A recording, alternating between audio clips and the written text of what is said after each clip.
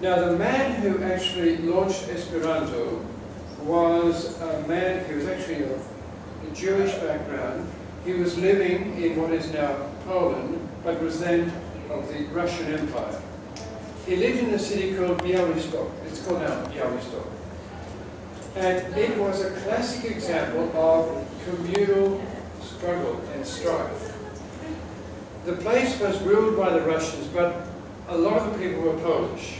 There was also a big German community, a big Lithuanian community, and the biggest community of all was the Jewish one, because Białystok was one of the few places where Jews were allowed to live in the Russian Empire. Now, the Russians kept control of the whole thing by deliberately having one community against another, so the Russians could rule the whole lot. Now, this man, Zamenhof, I forgot chalk or anything, so Zamenhof, he was just a little boy, and he saw these terrible fights, Poles against Germans, Russians against Poles, and so on, but everybody against the Jews. And he thought, this was his analysis as a child, these people are fighting for two reasons. One, because they don't have a common language. Two, because they have different religions and they stress that part of their religion which is different, rather than stressing the parts which are similar. And so as a schoolboy, a primary schoolboy, he dreamed of inventing a language which everybody could accept as a neutral language. But for him, that was going to be only the first step. He had a vision of a world at peace. Now, if you were a Jew living in the 19th century in Russia, that really was a utopian vision. But he was a very bright young fellow, very good at his studies. He became eventually an eye doctor. He launched his language in 1887. Now, the world seemed to be ready for it. This was the progressive end of the 19th century, when the whole world had been discovered, the telegraph was connecting the nations, people were starting to travel, and the language problem was very, very acute. The main language at that time was, of course, French, yes, French was number one. But English and German were quickly sort of catching up. And the Esperantists hoped, I suppose a bit naively, that people would see, well, we don't know which one of those three to choose, so let's choose a neutral one. That was the first bit of propaganda. Let's choose a neutral language. The ideology of Esperanto is rather different today. I'll tell you about that a little bit later. So that it's so much easier than English or French or some other language. It puts people on a basis of equality. And we also want to save.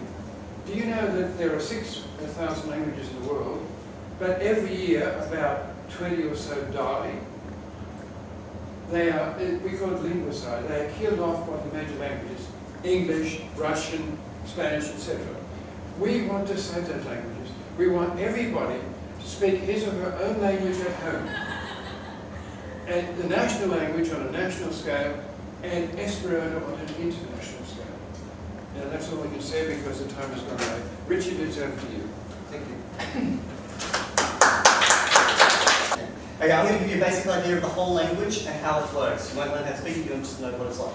Okay, the vowels are A, E, I, O, U. It's basically like Japanese or Italian, but it doesn't change like in English, where you have ka, which is A, and you have E, which is N. It's just the same vowels. They don't change depending on where they are in consonant clusters. Okay, these top letters are the consonants of Esperanto. These ones sound exactly like English. You don't have to memorize them, just talk like English. The bottom ones here are unique to Esperanto or most European languages, but not English. You got ts like in cats, you got ch like in chocolate, you got j like in George, you got k like in the Scottish lock, you got y because most European languages use a y sound, j like in orange, or no, yeah, let's roll that up. Sh like sh and shop and w like the English w. So pretty much when you put these sounds together, these are the ones that an English speaker would have to learn. You don't have to worry about the top ones. Okay, in English we have something called the definite article, which is the. In French you have two, la, le. In Esperanto we only have one, la. Pretty much when in English you say the, in Esperanto you can say la. There is a few cases where it's not true, but overall it's generally the same. So la kato is the cat. La arbo is the tree. La viro kai lia hundo is the man and his dog. La Lingua Festivalo de Sydney is the Sydney Language Festival. So you can pretty much just swap it in whenever you say that in English. It's pretty much as simple as that. Okay, the indefinite article doesn't exist in Esperanto. If you say cat or a cat, in Esperanto it's just kato. You drop the up, forget about it. It's that easy. So, for instance, you've got a tree, or a tree is just article. A man and his dog, viro kai lia hundo. Okay, all nouns in Esperanto end in the o sound. Nouns in English are people, places, things. Anyway, so all nouns end in the o sound. As you can see, la kato, there's an o sound at the end of cat because it's the noun. La arbo, there's an o sound at the end of arbo because it's a noun, it's a tree. Hundo, viro, both are nouns, so they both end in o sound. Festivalo, sidneo, they're both nouns, so they end in o sound. It's very simple in how it works in that way.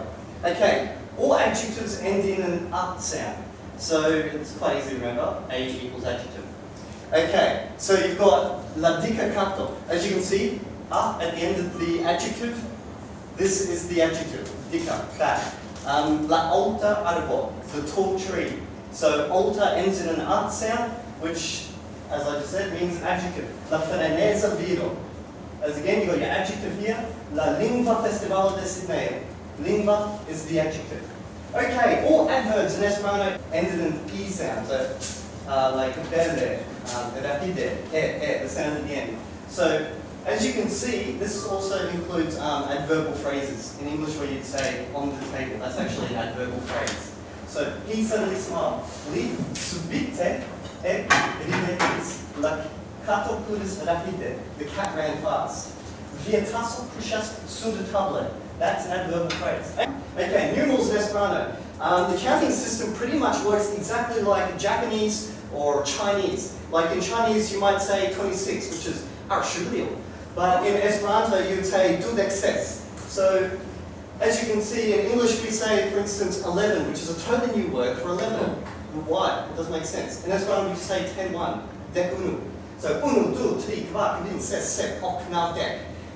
It's completely logical in how it counts. Okay, negation. In English, we have don't, not, no, isn't. We've got all these different words to negate something. But in Esperanto, we have one simple word, ne. There is other words for negation, but that's beyond the scope of this lesson. So, if I say, I don't like you, mi ne shuttles in, you simply negate the verb. That is not my fault. Tio, ne estas mia culpo. You negate the verb. She said no, she did this, ne.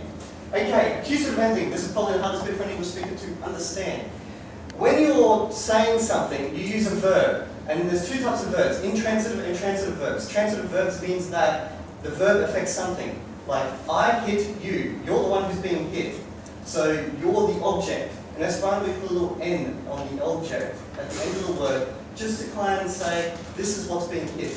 Now, this gives us great flexibility. Saluton, mi estas Trevor. Vi estas? Mi estas Davido? Davido. Davido, kiu ŝi estas? Kiu ŝi estas? Kiu Ŝi estas? ŝi estas Julia Gillard? Kiu ŝi estas? ŝi estas Rada. Rada. Mi estas Doug. Doug, yes?